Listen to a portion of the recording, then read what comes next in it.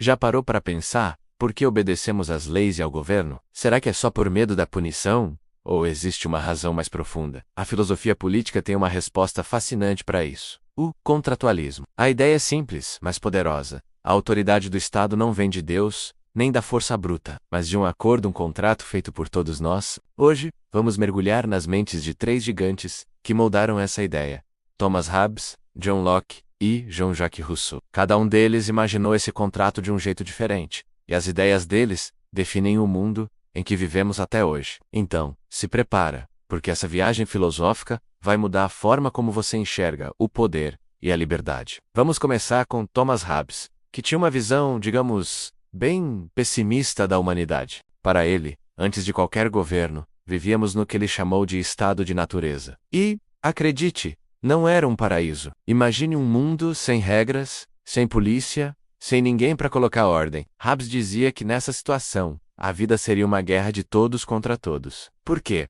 Porque somos todos mais ou menos iguais em força e inteligência. Todos queremos as mesmas coisas e desconfiamos uns dos outros. A vida seria solitária, pobre, sórdida, brutal e curta. Assustador, né? A solução, segundo Hobbes, seria abrir mão da nossa liberdade total. Cada um de nós concordaria em entregar o poder a uma figura central, um soberano, que ele chamou de Leviatã. Em troca, esse soberano garantiria a paz e a segurança. O detalhe é que o soberano não faz parte do contrato. Ele está acima dele. Por isso, seu poder é quase absoluto. Para Hobbes, a prioridade máxima é a ordem. A liberdade vem depois, e só existe se não ameaçar a paz. Agora, vamos mudar completamente o cenário com John Locke. Se Hobbes via o estado de natureza como um caos, Locke o via de forma bem mais otimista. Para ele, mesmo sem governo, já existia uma lei natural, que a nossa própria razão nos mostra. Essa lei diz que todos temos direitos fundamentais: direito à vida, à liberdade e à propriedade. Ninguém pode simplesmente tirar isso de você.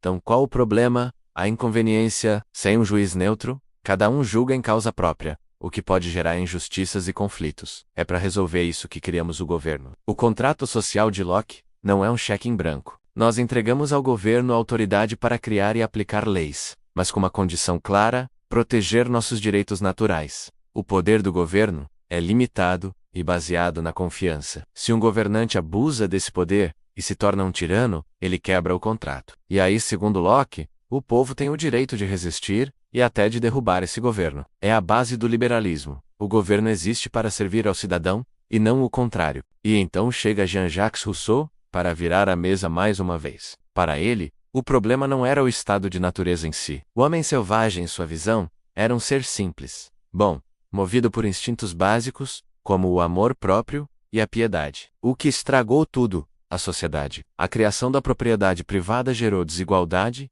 inveja e dominação. As pessoas se tornaram corruptas e perderam sua liberdade original. O desafio de Rousseau era: como criar uma sociedade onde a gente obedeça às leis más, continue liver. A solução dele é o contrato social que cria a vontade geral. A ideia é que, ao nos unirmos, não obedecemos a um rei ou a um grupo, mas a nós mesmos, como um corpo político. A soberania pertence ao povo e é inalienável. A lei, para ser justa, precisa expressar essa vontade geral, que busca o bem comum, e não a soma dos interesses de cada um. Ser livre, para Rousseau, é obedecer à lei que você mesmo ajudou a criar como cidadão. É uma visão que valoriza a participação, a igualdade cívica e a democracia direta. Então, vamos comparar esses 3 gigantes. Todos eles partem da ideia de um contrato para justificar o poder, mas chegam a conclusões muito diferentes. Hobbes busca a segurança a todo custo, mesmo que isso signifique um governo com poder absoluto. Sua prioridade é evitar a guerra e o caos. Locke, por outro lado, foca na proteção dos direitos individuais, vida, liberdade e propriedade. Ele nos dá a ideia de um governo limitado constitucional, que deve prestar contas à população. Já Rousseau está preocupado com a liberdade e a igualdade. Ele quer um sistema onde o povo seja o verdadeiro soberano, participando ativamente das decisões que afetam a todos, através da vontade geral. A visão de Hobbes pode justificar um Estado forte em tempos de crise. A de Locke inspirou declarações de direitos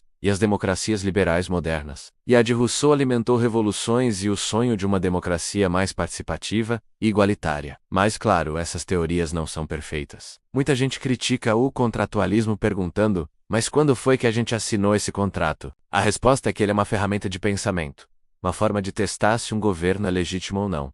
e não um evento histórico. Outra crítica importante é que historicamente, mulheres, pobres e povos colonizados foram deixados de fora desse contrato.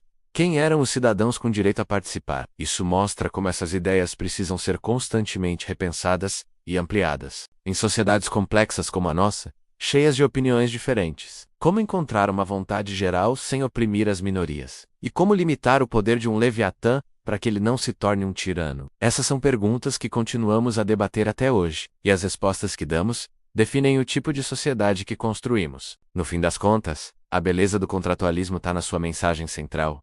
O poder só é legítimo quando emana do consentimento dos governados. Hobbes nos lembra do valor da ordem e da segurança. Locke nos ensina a lutar por nossos direitos e a desconfiar do poder absoluto. E Rousseau nos inspira a buscar uma liberdade que seja mais do que apenas não ser incomodado. Uma liberdade que vem da participação e do autogoverno. Juntos, eles não nos dão uma resposta única, mas um conjunto de ferramentas poderosas para pensar sobre política, justiça e o nosso papel como cidadãos. Cada um deles nos oferece uma lente para enxergar o mundo e para imaginar como ele poderia ser melhor.